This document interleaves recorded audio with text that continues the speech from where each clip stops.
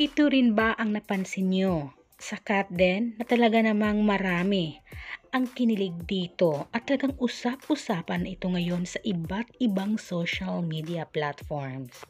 Narito nga ang buong detalye, alamin natin ito.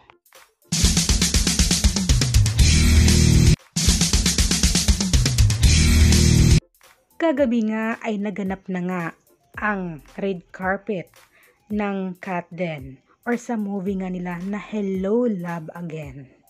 O di ba guys, kitang-kita natin dito ang napakaganda na nag-iisang Catherine Bernardo. Talagang napakaganda ng kanyang mukha. Kitang-kita natin ang happiness at syempre ang kasuotan ni Kat. O di ba pasabog, napakaganda. At talagang nung unang pagkita nga nila ni Alden at ni Catherine sa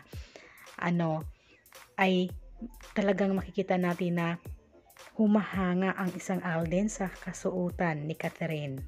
Kaya marami ang napasabi dito na talagang buti pa daw si Alden ay talagang hinahangaan niya ang kasuotan ni Kat kasi super sexy at bagay naman talaga kay Catherine Bernardo. Pero guys, bago nga dyan ang lahat ay puspusan nga din, hindi rin biro ang promotion nila Catherine at ni Alden para nga sa movie na ito na Hello Love Again. Ang daming lugar na pinuntahan nila, Luzon, Visayas at Mindanao.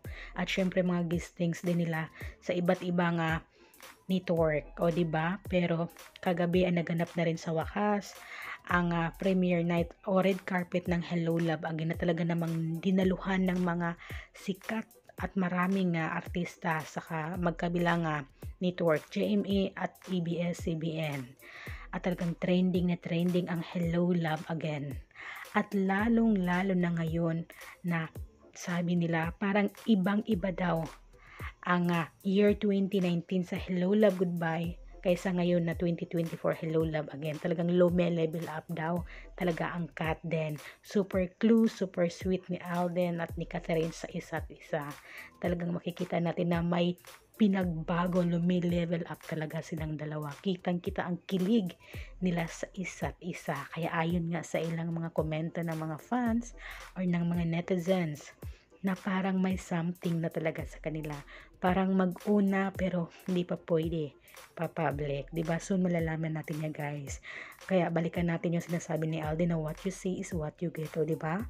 Super close na rin ni Alden at ni Catherine sa kanilang kanya-kanyang family. Kagaya lang last night, diba? Magkasama ang Bernardo at ang family ni Alden. Kaya naman marami talaga ang natuwa at kinilig sa kanila. Kaya panoorin nyo na guys ang Hello Love Again.